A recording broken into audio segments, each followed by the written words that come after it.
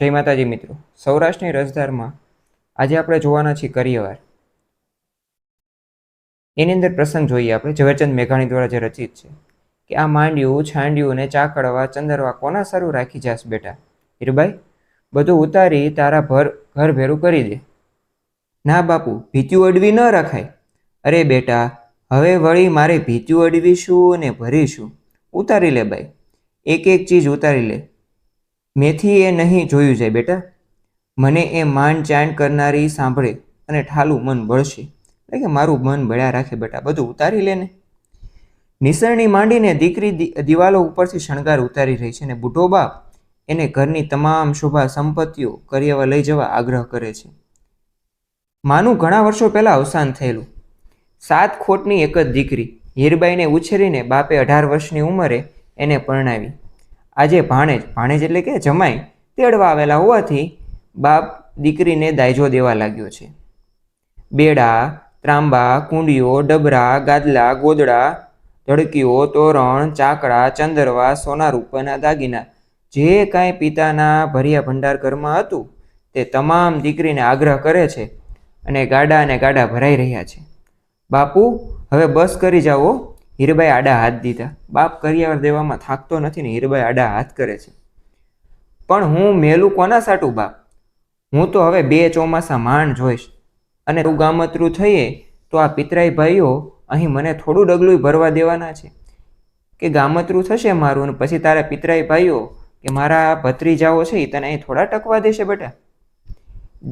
દીકરી તો મોં છુપાવતી જાય છે અને પાલવડે આંછું લૂસતી જાય છે અને બાપના ઘરના શણગાર ઉતારતી જાય છે.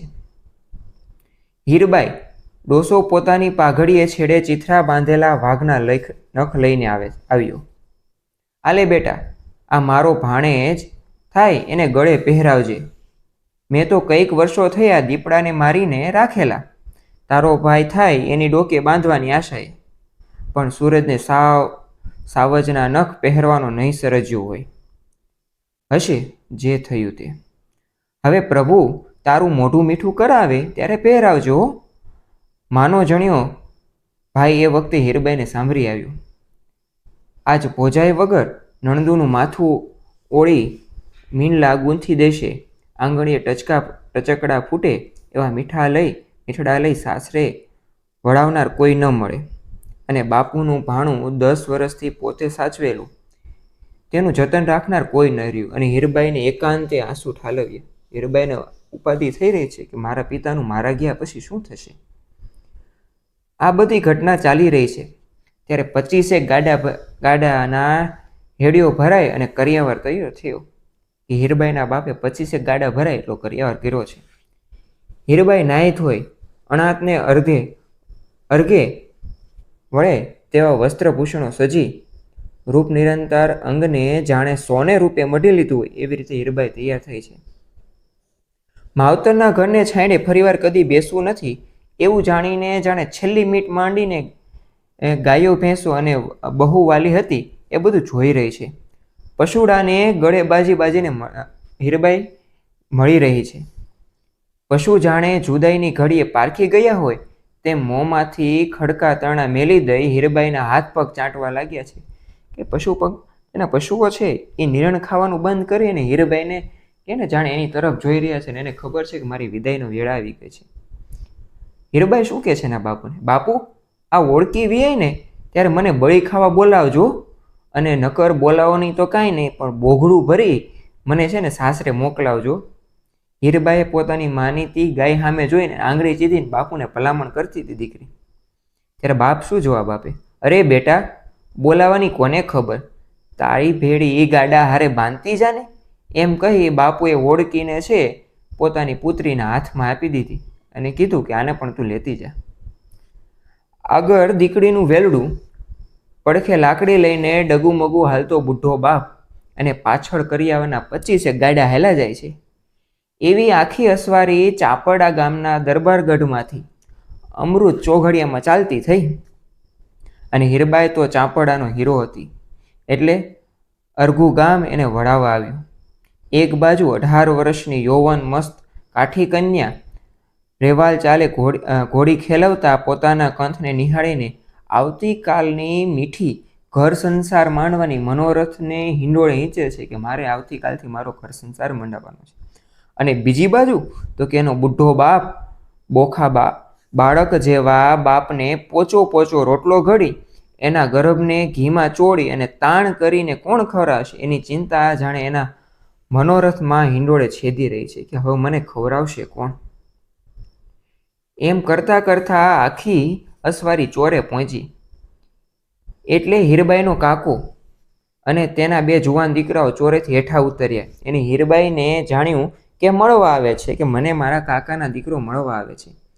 બાપુની ભલામણ કરી દઉં એવી ઈચ્છાથી જમણે પડખે વેલડીના માફાનો પડદો ઊંચો કર્યો વીરબાઈ, અને એમ છું કે મારા બાપની ભલામણ કરું કે એનું ધ્યાન રાખજો.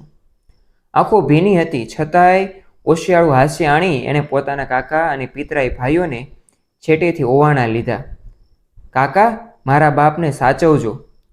એટલું વેણ પૂરી નથી થયું ત્યાં તો બંને જુવાનો બોલ્યા, ગાડા પાછા વાળો. કાશી પાછા વાળો છો? બુઢા બાપે જવાબ આપ્યો. તું નિર્વંશો ડોશા? અમે કાંઈ નિર્વંશ નથી, અમે કાંઈ મરી નથી પરવાર્યા. તે આખો દરબારગઢ દીકરીના દાયજામાં ઠાલવી પારકે પાદર મોકલી રહ્યા છો?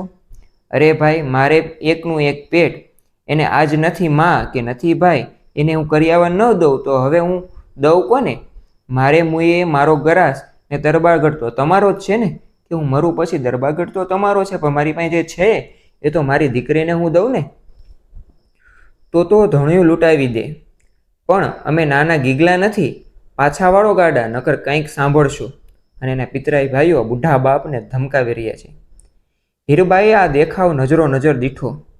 બુઢો બાપ બે હાથ જોડીને કરગરે છે ને પિતરાઈ ભાઈઓ ડોળા ફાડી અને ડાંગો ઉગામે છે, એટલે કે લાકડી ઉગામી રહ્યા છે. દીકરીને તો જાણે રૂવાળે ઝાડ લાગી ગયો હોય એમ માફાનો પડદો ઉછાળી ઘૂમટો તાણી ઠેકડો મારીને હીરબાઈ નીચે ઉતરી અને બાપુનો હાથ ઝાલીને કહ્યું, બસ બાપુ, પતી ગયું, હાલો પાછા વળો. ભાઈ, ગાડા ખેડવો, ગાડા પાછા વળો, આ શકન સારા નથી.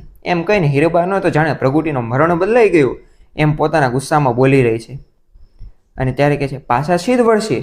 એવી હાક દેતો હીરબાઈનો વર ઘોડીએ મોખરે હાંકી આવ્યો અને પંજો એની તરવાની મૂઠ પર પહોંચ્યો. કાઠી? હીરબાઈનો ઘૂમટો આડો કરીને હાથ ઊંચો કર્યો. કાઠી, આજ કજિયાળું વેળવું નથી અને તું મુંજામાં પાછો વળ. અને હીરબાઈ શું કહે છે ને વરને કે કાઠી, આજે આપણો સમય નથી, આજે તમે પાછા વળો. ગાડા પાછા વાળ્યા. હીરબાઈને અડવાણે પગે લાગી ઘેર પાછી આવી. ડેલીમાં આવીને જોયું તો બાપ હજુ પાછળ દૂર ચાલ્યો આવે છે. ઘોડી પર બેઠેલો ધણી વિચારમાં પડી ગયો કે જેને જોઈને હીરબાઈ બોલી, કાઠી, તારે હૈયે ધરપત રાખ, તને સંતાપો નથી ને? એમ કહી પોતાને હેમે મઢિયા ગળામાંથી જર્મ ડોક્યું, કાંઠલી, ચંદનહાર વગેરે દાગીના કાઢી ધણીને આપતા બોલી, આલે કાઠી, તું બીજું ઘર ગોતી લેજે અને મારી વાટ જોતો નહીં, અને મારી વાટ આજે મૂકી દેજે. ત્યારે કાઠી કહે છે, કાં શું? હવે તો બાપને ઘરે દીકરો જન્મે ત્યાં સુધી મારે સંસાર વાસવો નથી. મારા બાપના ઘરે પિંગલભાઈ મળે એટલે જ ભરી બજારમાં જીવતાર બગડે, ને હવે તો પારણામાં ભાઈને હિંચોળું નહીં ત્યાં સુધી ઘર સંસાર ન માંડું. જીવતરમાં જુહાર સમજજે. કાઠું, તું વાઇટ જોઈશમાં કે હવે મારી રાહ ન જોતો, અને તાને રાજી ખુશીથી રજા આપું છું, ઘર કરી લેજે બીજું.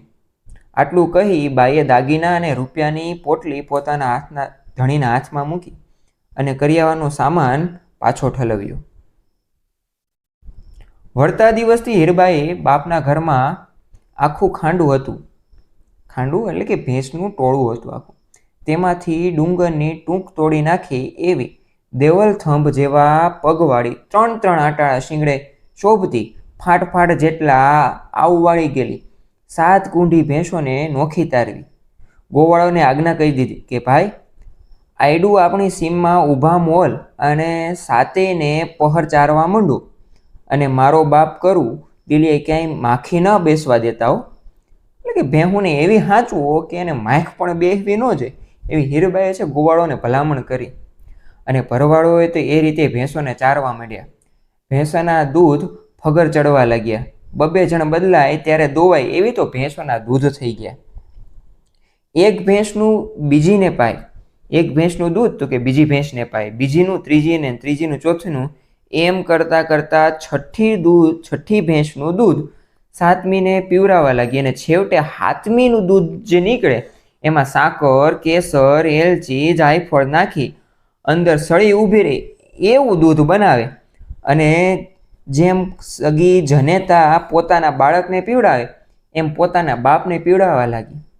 અને બાપ તો કે એક હસવું અને બીજી હાણ જેવું થઈ પડ્યું. એટલે કે બાપના મોઢે તો જાણે કહે ને તો કે ચમક આવવા માંડી છે ધીમે ધીમે. અને શર્મિંદો બનીને પિતા કન્યાની સામે કાલાવાલા કરે છે, ગગી બેટા, મને આ અવસ્થાએ કેસર ને આવું બધું કાંઈ શોભતું હશે? તું મારી ધારણા મેલી દે બાપ.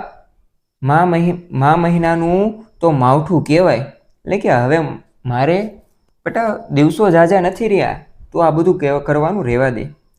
કાંઈ બોલશો મા બાપુ? એટલું કહી પુત્રી પિતાને દૂધના કઢા પાવા લાગી અને દીકરી હતી તે માતા બની ગઈ.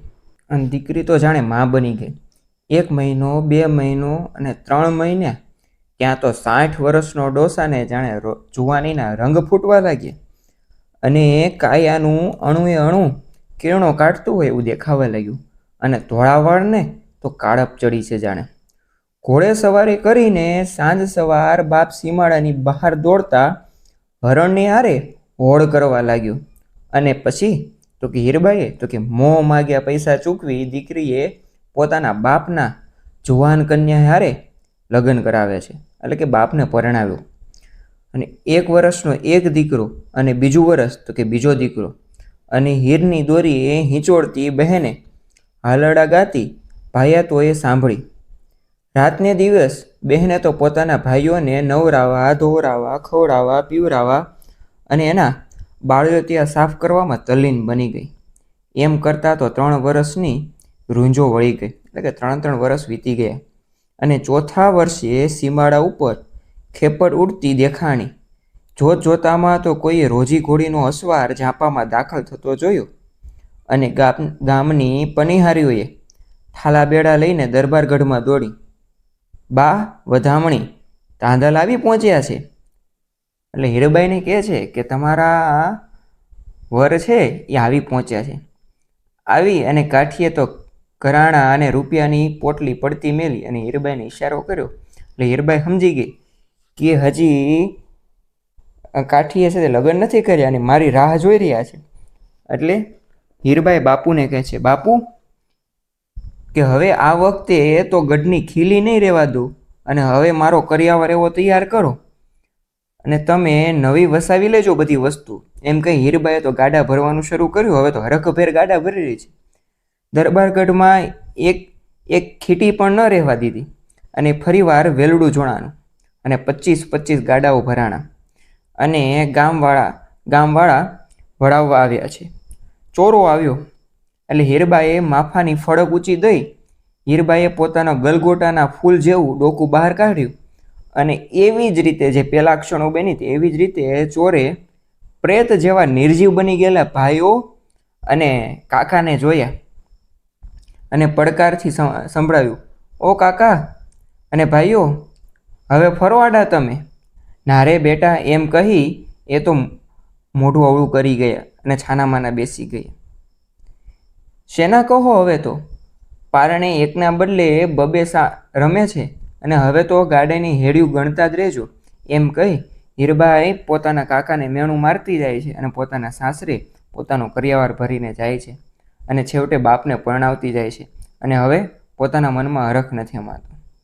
આ ઘટના એવું કહેવાય છે કે જૂનાગઢ નજીક ચાપડા ગામે બનેલી છે અને ઝવેરચંદ મેઘાણીની કલમે લખાયેલી છે. પણ ઝવેરચંદ મેઘાણી દ્વારા આ વાર્તા તો કે સૌરાષ્ટ્રની રસધારમાંથી લેવામાં આવી છે. તમે જો આ ચેનલમાં નવા છો તો ચેનલને ખાસ સબસ્ક્રાઈબ કરવાનું ભૂલતા નહીં અને અન્ય સાથે શેર કરજો. જય માતાજી,